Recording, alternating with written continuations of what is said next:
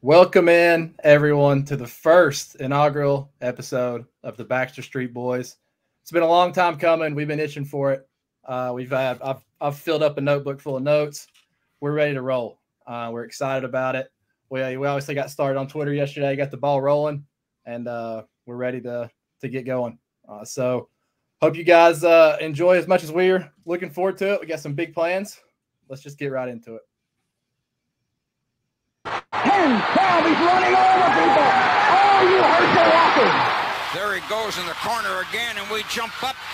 Touchdown! Oh, God, a touchdown in the corner. We just stepped on their face with a hobnail boot and broke their nose. We just crushed their face. Swift's got running room. Swift by the defense. 40, 30. They won't catch him. Go, Swift, into the end zone. Touchdown! The freshman just ran it back to Philadelphia. 15, 10, 5. Touchdown, touchdown, touchdown. Dawgs win it. We're headed to Atlanta. Near sideline, and it's intercepted. Intercepted. Keely Ringo at the 21. Off he goes. 40, 50, 45, 40, 35, 30. Near sideline. Breaks the tackle. 20, 15, 10, 5. Touchdown, touchdown, touchdown. Georgia. I know I'm asking a lot, you guys, but hunker it down one more time. That doesn't get old. Seeing Keely Ringo run down the sideline does not get old. It's I've watched it a few times. Yeah, you can't. I mean, anytime you're having a bad day, you just throw that thing on, you're feeling way better. But let's kind of get introduce ourselves and tell us how the podcast got started. Obviously, I'm Cole Wilcox. I pitched at Georgia in 19 and 4 weeks of 20 before COVID shut down. Lifetime Dog. I committed when I was a freshman. It was my only offer. So that's where I was going, and it was really the only option. So doing that, I'm with the Rays now, rehabbing an injury. So I'm in this makeshift studio where I just hung up 2 shirts, and hopefully that will be upgraded soon. And then my co-host, Jake Gordon. Jake, you can take it away. Yeah, I'm a law student at the University of Georgia. This actually was not my only offer to go to law school, but there was absolutely no question I was coming to UGA whenever the time came for it. This has always been my dream school for law school. And, of course, I help out. I'm the chief operations officer over at Sports Talk ATL. I stream on Twitch. I do a lot of different stuff. Yeah, you're like a Swiss Army knife, a social media Swiss Army knife. Yeah, man, it was crazy how this thing got started, honestly. Me and Jake I went on his podcast probably about a year ago now. And we've been boys ever since. We're from the same area. And we just got to talking like, dude, we need to start up a Georgia podcast. Like, that's it. I have a podcast on something else, but this is what I'd love to talk about, honestly. College sports, Definitely. especially centered around Georgia. So we kind of got the ball rolling, and the day we kind of really got the plans together, Brooks texted me and was like, "Hey, you ever thought about starting a Georgia podcast?" And I was like, "That's nuts." So we just kind of got rolling, and man, we're happy to be here. We brought along a talentless producer, Griffin Rudy, one of my best friends growing up. We lived on South Millage Avenue, so we know the ropes. He's a diehard dog. He's actually, let's see, how old are we? 22. So he's 1 for 21 in predicting the Dogs will win the Natty. So he has finally hit one. So congrats to that, Griff. Just go ahead and publicly congratulate you there. Yeah, make it 2 for 23 next year. 2 for 23. But yeah, like we said, we're pumped. We're appreciative of Brooks giving us this opportunity. Shout out to Sam Behrman too for the logo. This thing is nasty. Yeah, it is. I love the logo. That's what me and Jake were talking about. Like, I kind of sent him some pictures and told him to put some stuff together, and we never dreamed that it would look like this. Like, No. Absolutely. I didn't know, like you said, I didn't know what to expect, but this blew me away. And it is, I love it. Like, I literally just pull it up on my phone and check it out every now and then. It's like, dude, this thing is sweet. I almost made it Miami. It was close. It's nasty. I love it. And then as you can see there, we have a Twitter and a TikTok up and running. We're going to be pumping Georgia material out left and right. If you saw today, I mimicked Raylan Wilson's hip flip in the training room at the Rays. So we'll be putting a lot of content on there. Hope you guys follow along. And let's talk football because we've done enough introductions. You'll learn a lot about us leading up to it. But we're going to start where I don't want to spend a whole lot of time on this because I want to talk about football. To me, this is not really football, but it's a big news going on, and it's the conference realignment stuff. And Jake, I know we have a little bit different viewpoints on this, so I'll let you kick it off. Like you kind of tweeted something out the other day that kind of set off a chain reaction. So, in your mind, like what does this mean in the present, USC and UCLA going to the Big Ten, and kind of going forward, your concerns, I guess? Yeah, I mean, I have a habit of doing that, of just tweeting something and setting off a chain of events. But, anyways, I just don't know, man. I kind of like the feel of college football. You know, every conference brings a little bit something different. You know, the Pac-12, it's the Pac-12 after dark. You know, you stay up till 12 in the morning betting on Pac-12 games. The Big Ten, they kind of got that hard nose, you know, like Northwestern at 11 o'clock or something. Hard nose can be translated to bad offense. Yeah, exactly. Yeah, thank you. And you know, the SEC is the SEC, and I think it's really coming down to everybody wants to get to the SEC or the Big Ten. Yeah. And my whole thing was, you know, if you really want to do it like that, then just make it like similar to the NFL where you have AFC and NFC and just call it a day, because the whole Power Five, like that's just not going to be a thing anymore. You see like the Pac-12 scrambling. I think they're trying to add like Colorado. No, they already have Colorado. They're trying to add like a couple guys. The Big 12 is trying to add a couple guys. It's just, I don't know. It just feels like not the college football that I love. But on the bright side, we can always say Georgia won the last legitimate national championship ever before all this happened. Yeah, if it comes down to it, for sure.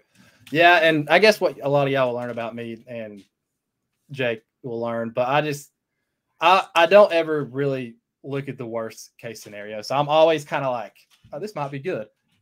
See, here's my thing. The Pac-12 is irrelevant to me. Like they're out there. And like you said, the Pac-12 after dark is the best part of the conference. Like betting on Utah +7 against, well, they're nasty, but if they played at 3:30, nobody would watch them. Yeah. Right. That's I don't know. I love the brand of USC. I guess what I'm trying to say. Like, I think it's awesome. The colors, everything about it. You think back Bush, and that's the first year I started watching college football is when that was happening. And the last time I've cared about a USC game is probably when they played Texas in 2005.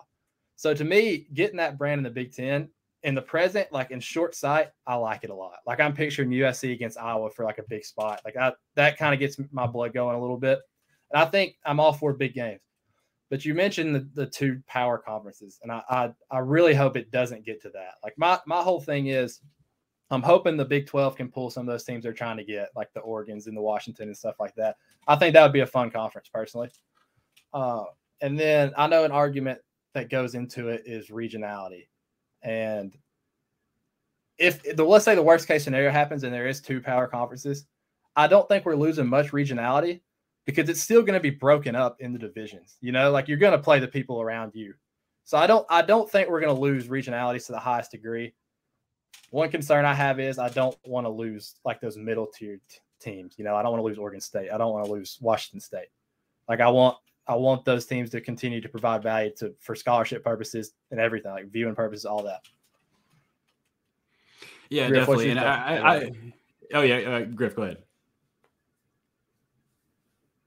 Yeah, I mean, I'm kind of indifferent on it at this point. Like, I always kind of thought this was coming, like with COVID and stuff. Like when Notre Dame joined the ACC, like to play a season that like actually mattered instead of playing like 2 games. Like I was like, well, eventually I think people are going to join up and see the value in like playing a harder schedule and playing like versus 20 good teams all in the same conference versus like playing against 4 teams that like you see once every 25 years who stink. Well, one good point I heard today, it was talking about how you think back, like you think about the SEC and think it's just been there this whole time, or the Big 12 it's been there this whole time. Like in 1997, there was a shared title. Like it's not like, you know, change hasn't been happening for years now. Like teams have been bouncing. But it is looking like on the horizon that it might turn into bigger change, which, you know, can be scary. And nobody really likes change. And college football is so great. Like, we don't feel like it needs to be changed. And I don't really want to talk about the money because it just doesn't matter to viewers. So in terms of viewing, like I think we're going to keep regionality no matter what, which is what I really care about. And I just think it's going to create more big games. So We'll see. It'll be interesting to see how like the SEC, because the old like SEC West, SEC East, I'm pretty sure that's done for. I think they're going to go to the system where you have your three rivals that you play every year, the 3 set rivals, and then it is going to just shuffle like that, which I don't think is a big deal. No. How do you feel about that? In all honesty, I kind of like it from what I've seen so far.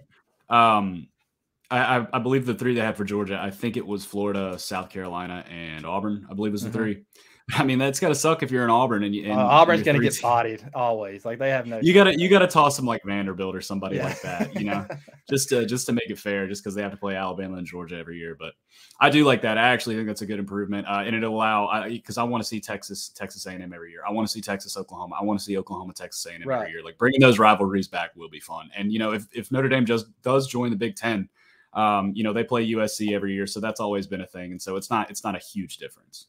Yeah, and like one thing I don't like about the current system is Georgia has yet to go to College Station. Yeah, and they've been in since 2010. Is that when they joined?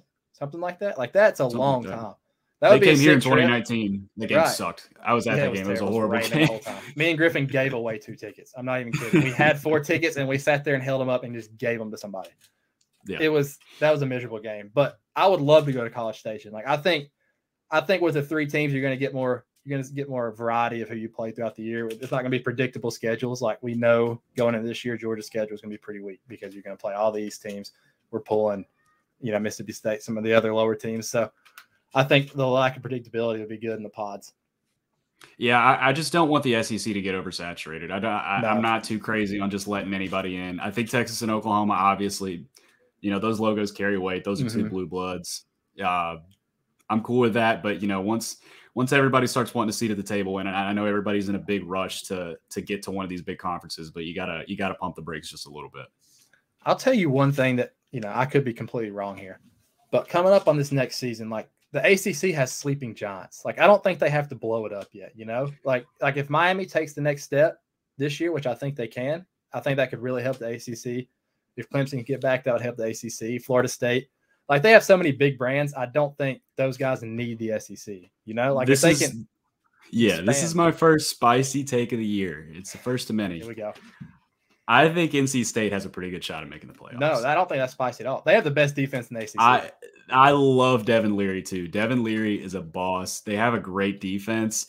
And I don't think it's too crazy. I just don't want them to be like my Iowa State last year when I was like, oh yeah, I think Iowa State actually has a pretty good shot, and then they just fell flat on their faces. I do think NC State has a pretty good shot. I actually think NC State. I think they're probably a little better than Clemson this year in terms of coaching. I don't know how that's going to stack up, but I mean they've played some competitive games. They beat Clemson last year, didn't they?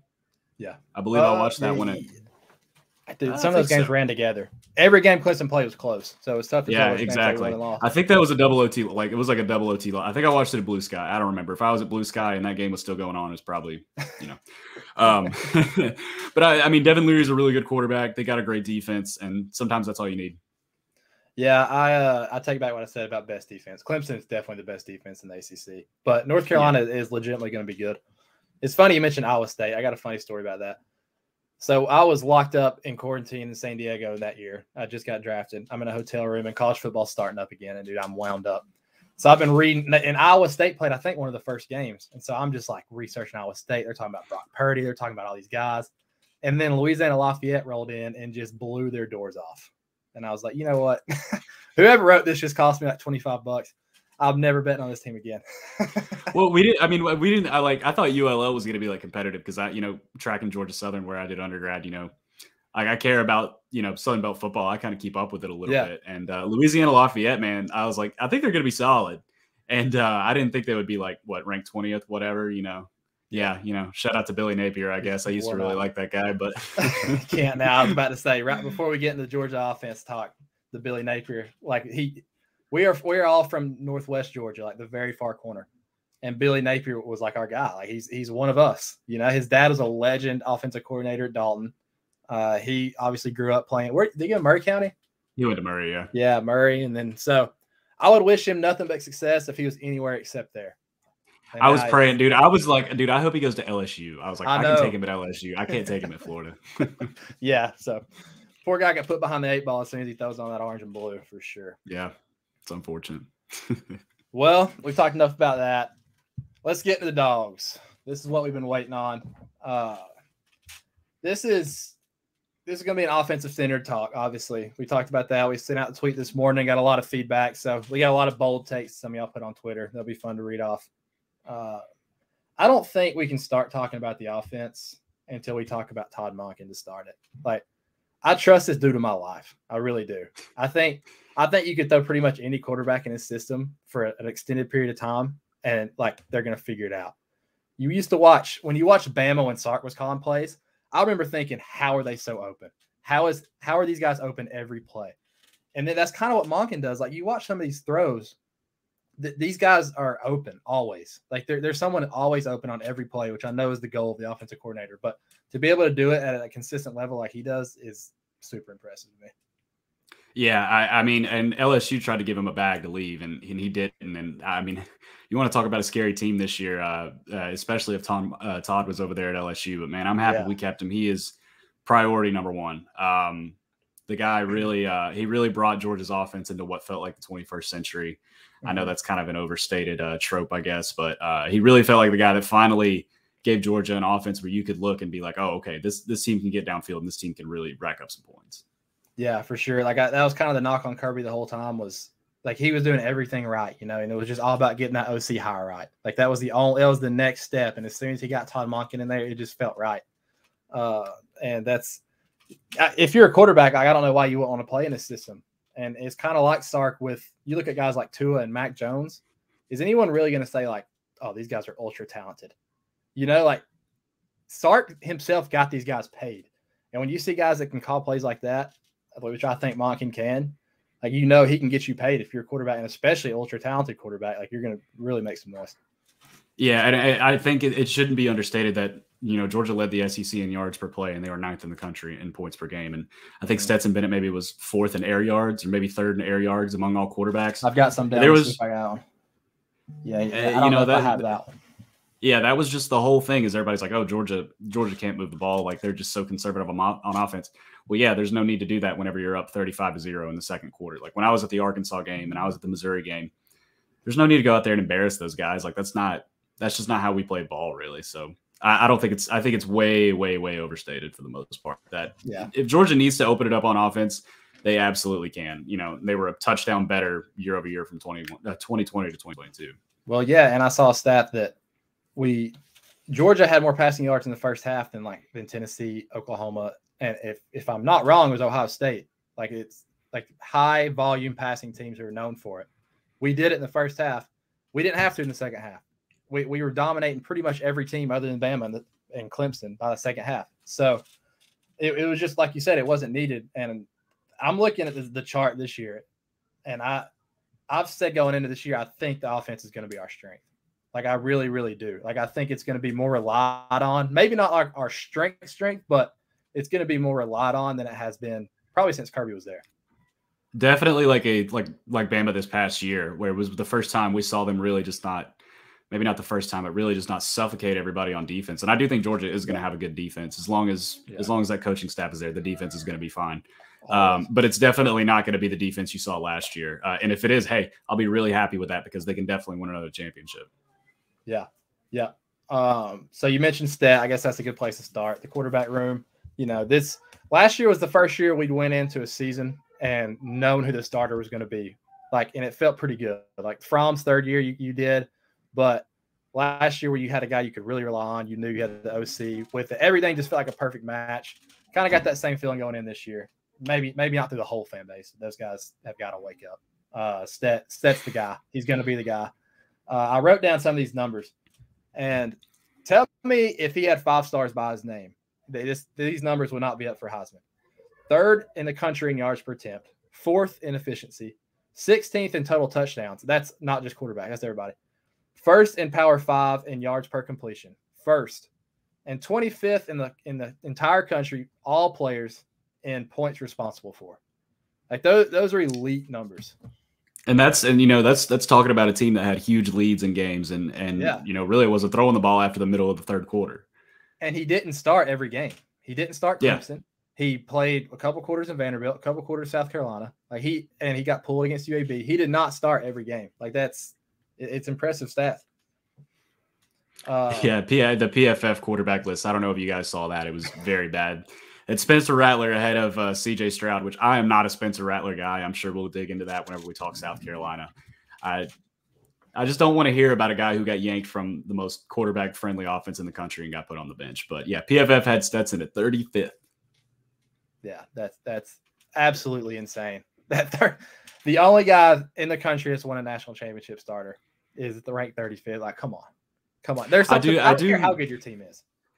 I think there's something to be said too about he's another year older, and that's something that a lot of fans really don't understand. That extra year, and this year, like you said, preparing as a starter, he's going to improve. He's going to be a little better this year. So I'm not worried about it at all. He just turned 27, so he should be in good shape to really take hold of the offense.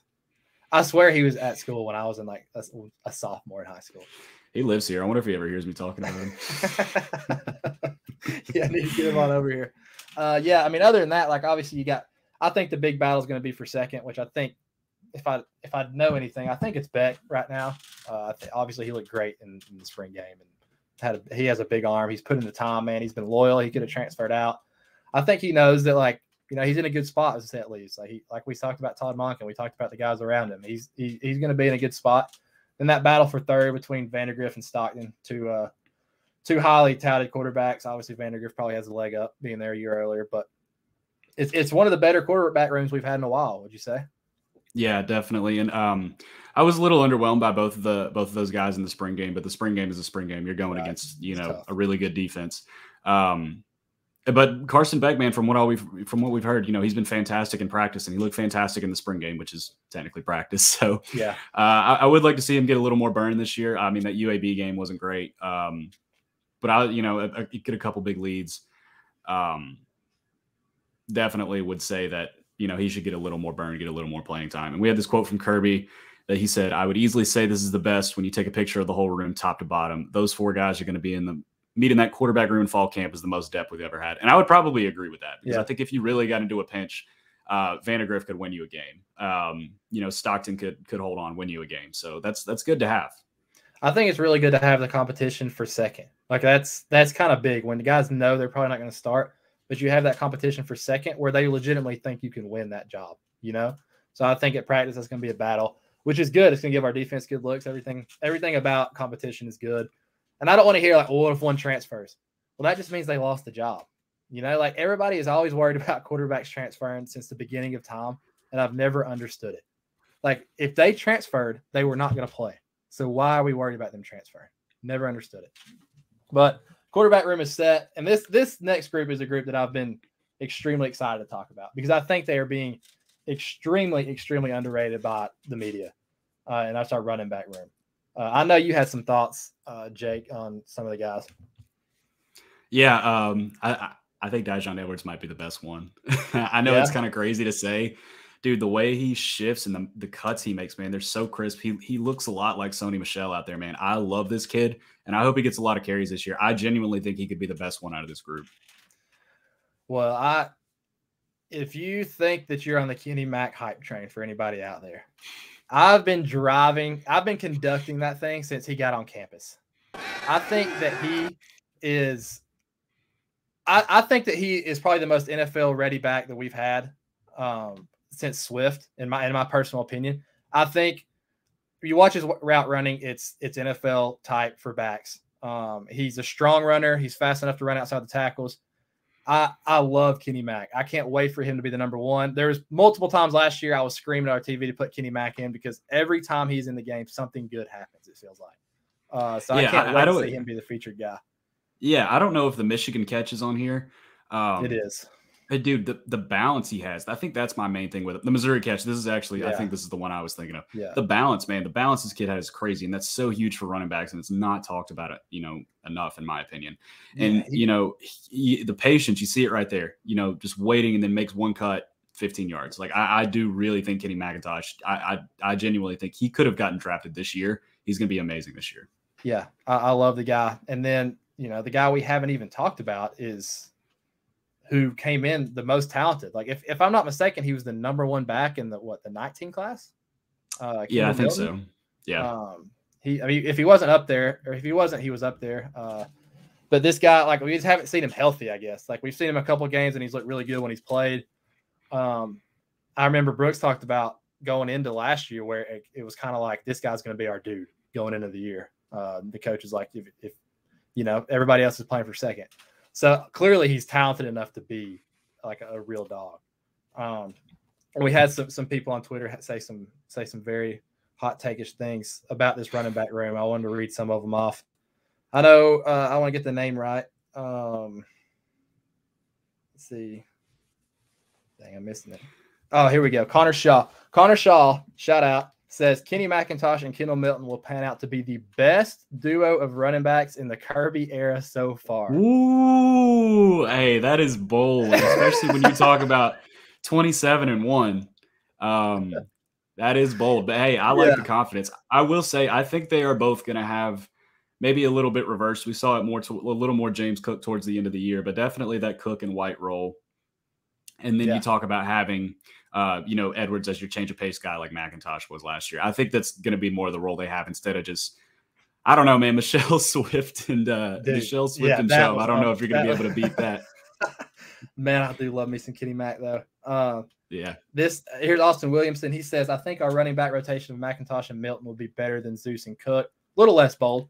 But I mean, James Cook went in the second round. Zamir White went the fifth, sixth, like third, fourth, fifth. Yeah. Yeah. So he, two talented backs, man. And I was so happy for Zeus last year. I really was, because this is the guy who I feel like a lot of the fan base was on, he didn't have good vision, which I don't know how you could possibly know that. Stuff like that. I feel like everybody was on him, and he came in with so much hype, so much talent. He tore his ACL twice. Like, you know how hard that is to come back once, come back twice. Had a great season for us, man. He shout out to the medical team, because he ran a 4.41 at the combine after two ACL tears. That's beyond crazy, honestly. Like I'm a huge Zamir White fan after what he did and what he went through last year, because I feel like he had way too much added pressure on him. I love his fit, that offense in Oakland too, though. I mean, the same way they use Josh Jacobs, and they didn't pick up Josh Jacobs' fifth-year option. So, I mean, after a year, we could really see them using White just like they were using Jacobs, and he could really be a premier back in the league. Yep. And, like, these aren't new guys, These guys have 907 rush yards combined from last year alone. So, pretty much returning a 1,000-yard rusher when you combine the all three. And one cool thing about Kenny Mack last year is it felt like he started playing more as the year went on. Like when I was going through these highlights and clipping some stuff up, it was like the last 4 or 5 games, it was like Kenny Mack, especially against Michigan and Bama. He played a lot. And he actually had the 6th most targets or completions on the team, catches, I guess. He went for 22, 242, and 2 in the air. So this dude is like one of our best receivers also, which is a huge especially in Monken's offense. I love backs that can catch the ball out of the backfield. That's why you saw James Cook go in the second round. I always said about Cook, I don't think he'll ever reach that level, but he definitely had a lot of like Alvin Kamara in his game, especially with how well he started running between the tackles last year, because the year before that, I think it was a sore spot, and it was something they kept going to. And then this year, he finally started to hit those holes in the zone. And then making those plays out of the backfield, you can't ask for much more, man. You put about 25 pounds on him, you'd be a problem in the NFL. Problem. Yeah, it's funny you mentioned that, because I've been trying to get everybody on the Kenny hype train with me. I have a buddy who's a big football guy. He's not a Georgia fan or anything. I sent him Kenny McIntosh's highlights, and he actually did say he's got a little bit of AK in him. I'm like, I know. I'm telling you, the body, he's got a pretty good cut on him. Like, I don't know. I think he's really going to burst on the scene. I personally believe he's the most underrated running back in the entire country. Definitely. Moving on to receivers. I feel like, this group is also one of the deeper we've had. I think AD Mitchell is that guy. Like, I think he is primed to be, one of the better receivers we've had here in the last, 10 years, minus George Pickens. I think he's that good. And obviously you're adding on some other guys. What are your predictions for some of these guys, Jake? Man, I like to say it because it sounds so nice, man, but I do think AD Mitchell could go for 1,000 yards, but they just have so many mouths to feed. Mm-hmm. But in terms of talent, man, especially, I love this play against Auburn. This little whip route right here, like no chance. Yeah, man. No chance. And I believe that was Smoke Monday, who was also, I think, a second or third round pick. So right. And AD, correct me if I'm wrong, AD's 6'3", right? Yeah, he's a lot bigger than he looks on the screen. I mean, and you just look at that cut. I mean, yeah, and he's snapping off routes like that against Auburn, like, and he's only getting better. Getting better. He's a true freshman. Like, yeah, this man, he's a dude, a real dude. If he could stay healthy, I wouldn't be shocked if he went for 1,000. He really has that type of potential. Yeah, and Jonathan Williams says Kearis Jackson's going to have the best season of his career. I could see that. I mean, he's been buried on the depth chart a little bit, and he was hurt last year. I thought he was primed for a big one last year. So I don't think that's too bold to say. I think I can get behind that. You mentioned 1,000 yards.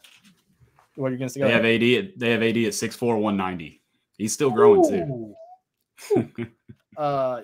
There's one thing you mentioned about 1,000 yards, and because everybody wants the Bama, 2 receiver horses that are just going in the first round. You saw how that worked out. But if there is a year that this could happen, I'm not saying that it will, but I went back and looked. Obviously, we hired Brian Mclennan, new receivers coach. I was doing some digging on him when he was at South Carolina in 2016. It was really 2 horses. He used 2 horses.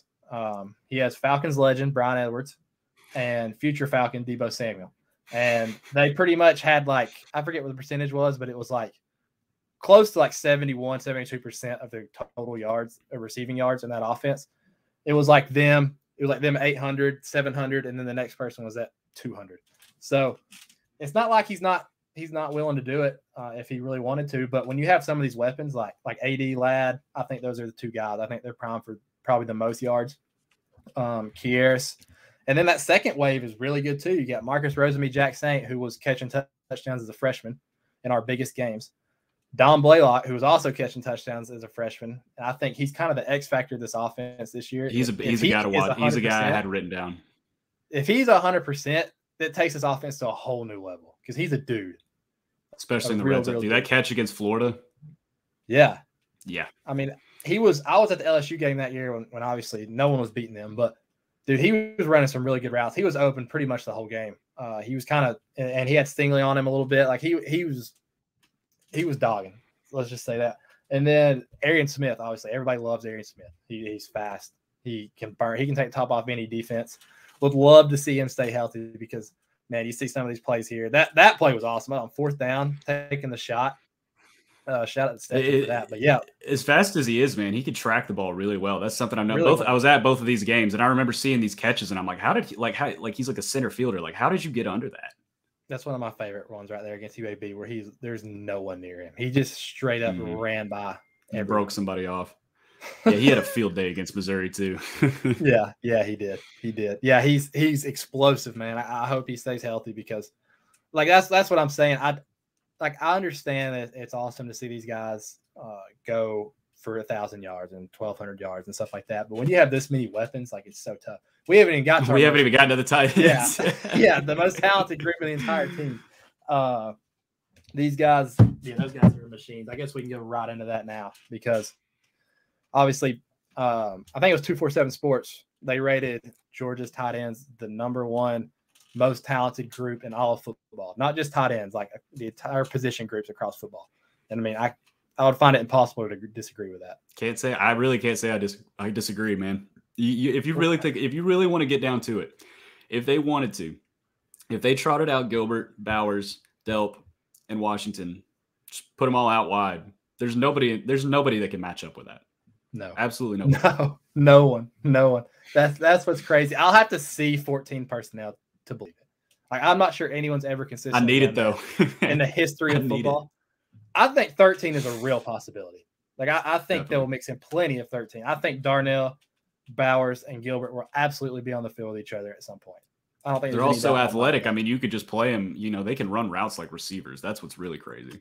Yeah, and that's if you don't know what that personnel is, obviously watch Brooks and his breakdowns because he'll explain this perfectly to you. But 13 personnel, all that means is 1 running back, 3 tight ends. 14, 1 running back, 4 tight ends. So football's a simple game. I don't see 14 happen. I know somebody said we'll run some 14 on Twitter. I don't see it, but it is possible, I guess. I hope so. But man, shout out Todd Hartley for putting this group together. No one the only guy that's even close to him in recruiting position-wise is Brian Hartline with Ohio State because he's pulling every receiver possible right now. Nuts. But, dude, so you think back at, like, the top tight ends over the last few years. Like, he gets to pick up the litter. Whoever he wants, he gets. The one year he didn't get Eric Gilbert, he just got the second best and then waited on him to transfer in. Like, that's the work this guy's doing right now. Somebody's like, we're going to have to do something, right? We're not going to be able to keep him if he keeps doing this. I know. He's got to slow down. I don't know. Maybe he'll be like a Hartline. I don't think Hartline has any interest in leaving. But I know we keep saying this, but I really do think that Gilbert is going to be the X factor on this team because if you watch the spring game, which I assume if you're watching the show, you probably did, nobody could guard him. Nobody touched him. And I felt like he caught 15 passes. I mean, it was just ridiculous how on the ball he was. I think he scored twice. Maybe only once, but I mean, that guy was all over the place, all over the field. They were using him out wide, in the slot, in line. Beautiful to watch. And I do think he's going to be a weapon for them this year. He had 3 catches. I don't believe it. In a fact check, Brooks is behind the curtain right now, feeding the stats. He says he has 3 catches. To be fair, wrong, I did say it felt like 15. Yeah. Well, the thing was why he looked like he had so many catches is because it is rare to see someone look like a man amongst other men on the field. That dude did. That brother looked like he was way bigger than everyone else. The only other time I really remember that, you remember when Notre Dame came in 19, and Cole Kmet, he looked like I've never seen someone look that big and that fast on a football field in my life. I don't know what it was. I guess it was the gold helmet or whatever. But, dude, he was tearing us up, and we couldn't bring him down. Guy was unbelievable. The 3 catches for 49 and 2 scores. Okay, so I did have the 2 scores part right. It's probably just because I watched the replay so many times. And it's just kind of just it was nice. Those catches were sweet. Yeah, he's a problem, man. Like, I went back and watched some of his LSU film today. He's a major issue because he's freaky athletic. I saw him hit the gritty. It was nice. Like, that's how you know somebody's athletic. You try to see me hit the gritty, bro. I'd look like I had some problems, but he's got it. And then the guy we're not even talking about is Darnell, who, a lot of people are clamoring, why don't we use him like Bowers? Well, let me tell you something. No one on the planet can be used like Brock Bowers. That guy is a Martian. Like we talk about Kyle Pitts. I'm not even sure Kyle Pitts can do some of the stuff that he does. Like, I'm being completely honest. How many jet sweeps have you seen with Kyle Pitts? I think Kyle Pitts' big thing is his wingspan, and Bowers does have a good wingspan. Freaky. That's probably the edge that he has, and I mean, just like that power forward style. But Bowers, man, he is just for the position. It's hard to find a better athlete, man. Like, that's like the stuff that Rob Gronkowski used to do. Dude, the play against Tech was like mind blowing. Like, he broke those guys off, left them. I watch it and I wonder every time how he got by them all. Like, 4 people had an angle on him and he just blew right through it. A tight end. And it wasn't, I don't even like, I don't think outrun is the right word either. He dusted those guys. He put like 15 yards between them. It's ridiculous, man. And he's reliable, soft hands. As you see there, getting a jump ball in the corner of the end zone. It's not just the speed. Like, he really has everything. And I think he's the clear-cut best player on this offense. Honest to God, even though he was, a freshman last year, I think if he had declared for the NFL draft, he might have been a first-round pick. Yeah, he's that good. He legitimately is that good. And it was funny because I remember Brooks was talking about some last year, like, I might want to temper your expectations. He's a Napa Valley kid. Like, this football ain't the football that, Darnell Washington grew up playing. And then against Clemson, that boy was out there just mean mugging dudes. And you're like, okay, this is it, man. He's a little bit tougher than I thought. But like, when we go back to Darnell, Brooks says I'm wrong, but who knows? He might be covering his tracks. It might be the JT Daniels thing again. Might be JT Daniels or hampering everybody's expectations, and the dude went for 400. But Darnell he's an NFL tight end in a different way. Like, he's George Kittle. He's not as fast as George Kittle, but like blocking wise, he can block with the best of them. Heck, you might could throw him out. I think Washington could be a tackle. I think he could be a tackle. Like, he's that big and strong, and he blocks. He was chipping Will Anderson. He was doing some crazy things that most tight ends can't do. He he is definitely a guy who has bought into that role as a blocker. Obviously, he wants to make plays. He's an athlete. He's a competitor like anybody. And they're going to give it to him. Like you saw against Bama, they're going to give him those touchdowns, and I think they'll use that more. But he's just a big nasty. Like he really is. Darnell's going to be a lot like Trayvon Walker, and I'm not saying he's going to be the first pick. But his best football is 100% ahead of him. Some NFL team's going to scoop him up second, third round, something, and he's going to be one of the best players on their offense. Yeah, it's just he's willing to do it, I guess what I'm saying. Like a lot of tight ends, and Hartley is a guy who makes the tight ends buy in. Like you watch Bowers block, you watch all these guys. Fitzpatrick got drafted because he blocks. Like that's something that's big in the Georgia offense. But to see a guy do it at the level that Darnell does it is pretty special. So, and the guys you're blocking in practice, you're getting very good reps. I mean, you're blocking the best. You talk about 1,000 yards. I think Bowers is 1,000 yards. I mean, he was. I could see it. He was 9-something last year, I think. Like he was over 900. Like I think if there's a guy to do it, it would be him. Just because, like you said, like you can use him so many different ways. 882. He's a guy you can go up the seam, you can reverse, like you can do all kinds of stuff with him. I think he's a guy to watch for the first 1,000-yard season since TE, which is nuts. Yeah. That's by the actually way, nuts. Before we get off Bowers, what he did to Vanderbilt, like it actually should have been illegal. He abused Vanderbilt, man. That game was ugly. That game was the most dominant college football quarter I've ever watched in my entire life. I bet on that game 15 ways over. I had the first quarter spread. I had the second quarter spread. I had the first half spread. I was like, Kirby's gonna make sure those boys don't ever cancel senior day ever again. It was 35-0 at the end of the first quarter. I think the spread was 14.5. I was like, no, that's easy. It's gonna be at least 21. The first quarter spread was like 10. So that may have been second. Yeah, second quarter. And I mean, they just kept. It was over after that. Yeah, that was a complete annihilation. And Bowers, Ladd tore him up too. Yeah, Ladd, that was a big game for. He absolutely. It was white boy summer. DB. Ladd went up on that one guy and mossed him. And we throwing jump balls to Ladd. Yeah, and dude, Ladd's always been a good jumper because I mean he went to North Murray. He's from our neck of the woods too, man. That kid can jump, but I mean he took it off the top of that guy's head. Poor guy. Dude, what I will never forget about Ladd, just going on this tangent. We were playing them in basketball, North Murray in basketball. It was my sophomore year, so he was a freshman, I think. Was he 1 year younger than us, Jake, or 2? Maybe 2. I'm not sure. Okay, so I was a junior and he was a freshman. Dude, he came in the game, and I was like, who is this guy? I swear on my life he was 5'2". Maybe. That was generous. Yeah. A generous 5'2", but he was super shifty. Like, no one could really stay in front of him. He just couldn't finish. He was 5'2". And then I'm starting to hear his name, like Ladd McConkey. We played him in basketball. He's that shifty kid. I'm like, this guy's getting recruited by Georgia. They're like, yeah, he's grown a lot. He's a freak athlete now. I was like, I'll have to see that to believe it.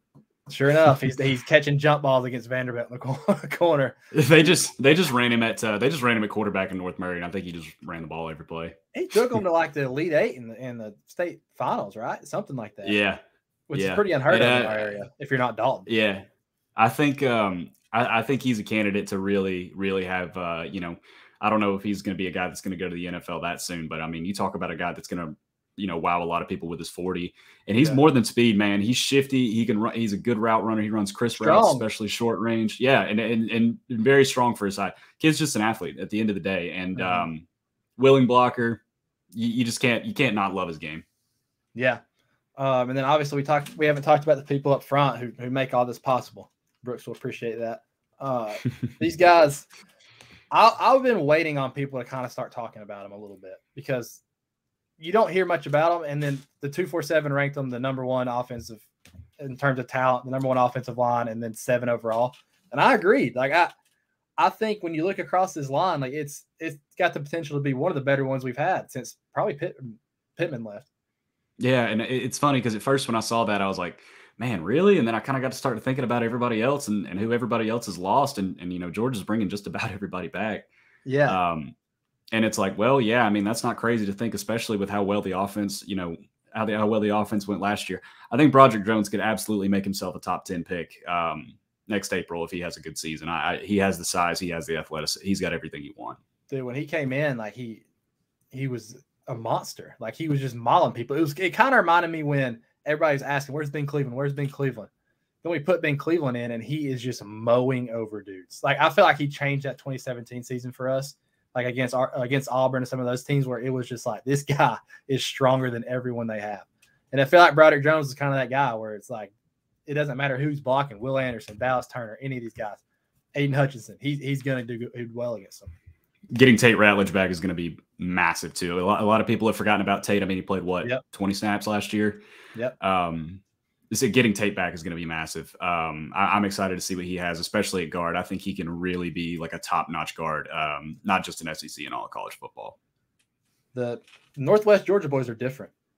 You know, you got Tate Ratledge up there, kind of near us. But yeah, you mentioned him. I think there's probably about 4 guys going at it for guard right now. I think it's Trust, Ratledge, Erickson, and Willock. You know, I'm not for sure like left and right who's going to be where, but that's solid group. Like a lot of run and Erickson, and then you got the talent with Trust and Willock and Ratledge. So obviously there's some competition there, but it's always nice going into a season knowing who your center is going to be and knowing he's a dude. And we're sending him to 100%. media day. SVP's that guy. Absolutely. And you know, you talk about the talent of this group. Now I'm talking myself into it more because you look at the tackles and you got Warren Mclennan, very technically sound, really showed up in the playoffs too. Big moment for him. Shout out Warren Mclennan. I've been a big Mclennan fan for a long time because, like I said on Twitter today, he's just one of those. If you don't hear much about an offensive lineman, he's probably doing a heck of a job. Doing a good job. and Brooks actually gave him the bold prediction, which I've been waiting on. Warren Mclennan will receive first-round talk, cause people finally wake up. I agree. The dude, he's a monster in pass pro. He's just sound. Like he does everything the right way. He's been a starter for. Is his 3rd year starting now? He started as a freshman, right? I believe so. I'm pretty sure this is his 3rd year starting. So he's definitely a guy who's gonna anchor down. When you have the tackles and center anchored down, like, you know, you can compete for those guard spots. And so yeah, I mean, it's crazy. Go ahead. No, I mean, you speak to the depth. I mean, our Marius Mims or Ernest Green is your 3rd tackle, and the other one's your 4th tackle. A lot of depth. Yeah. Like there's some really there's a lot of talent there. Stacey Searle is his first year as a coach for us, as offensive line coach. We'll see kind of it was cool to see like the difference in certain offensive line coaches. You know, you saw Pittman, who was recruiting as the biggest, strongest guys he could get. We were ground and pound. He was perfect for Jim Chaney's offense. Matt Luke kind of gets the athletic guys. He's wanting people to pull, wanting people to move around, and it works well in Monken. So we'll see what Searle brings. I'm excited to see it though. From what I've heard and what Brooks has said, like he's doing a heck of a job recruiting. So there was. You better say we have any takes we missed? I had a take. I don't know how bold this is. I'll be honest with you. I don't think it's that bold. I think Stet will be the first 3,000-yard thrower we've had since, I guess, Murray. Is that the last 3,000 yards? No, never really that close. I think he had maybe 28 one year, but yeah, I think Stet will be the first 3,000-yard passer we've had. He got close. Like he got 28-62 last year, and he played, like we said, he didn't even play. He didn't start every game. So I think I think the main thing with that I worry about, which I do think he'll get it, I'm with you, is the competition. I feel like Georgia's schedule not particularly difficult this year, but you do talk about the defense not being as strong and the offense having to do a little bit more lifting. So I don't think that's crazy. Right. But still, you know, you talk about your toughest game might be at South Carolina or Tennessee at home. Oregon, I'm not moved by Oregon. We'll talk more Oregon when it gets closer to time. Yeah, I do think Dan Lanning is actually building something very nice over there. But I'm not moved by them just yet. He pulled the number 1 quarterback, right? Well, Arch Manning's number 1, but I was listening to Pate the other day, and he was saying, I mean, this guy could be the number 1. I've heard a lot of people say this group of 5 quarterbacks is the best, like 1 through 5 that they've seen ever. And I mean, that's people that have been doing this for a long time. But I do think Lanning's building something special. Right now, they don't move me. I think 21.5. I think Georgia will clear 21.5. I think we're actually going to dominate them. But hey, that you know, you got to score some points to do that. You got to score some points to clear 21.5. And so I think Georgia will have Stetson. I think it'll be a similar role, but I do think he'll take a step forward, and I think he'll get that 3K, maybe easily. Yeah. I mean, like we said, he wasn't have to do that much last year, and he got 28-62. So in an offense where, you know, especially at the beginning of the year where we're starting a whole new linebacker core. We're doing a lot of things that are kind of fairly new. I think the offense will be required to score a little bit more. I'm not saying they're going to be in shootouts by no means, but I think they'll be required to score a little more before Kirby's willing to call off the Dogs. Because it still takes him a while to do. At Tennessee, he was not calling them off. We were making goal line stands up 30, you know. So who knows? But I'm very excited about this offense. I have been for a while now, and when I started digging the numbers, like I got really excited because one thing we didn't really talk about, which can be good, there's no real freshman that I think is going to get a lot of run. To be honest with you, at any position, like do you see it would have to be a real surprise. I mean, Oscar Delp, but I mean, even then he's got three monsters in front of him. Ernest Green could really be the only one. If there's an injury, I would say Ernest Green probably has the best shot. And then, maybe Branson Robinson. TE did mention Dylan Bell. He mentioned him as a guy to watch. And when he speaks, I usually listen because, you know, he was all over Burton, which I know is a bad word around these parts this time of year. He mentioned who else was he on?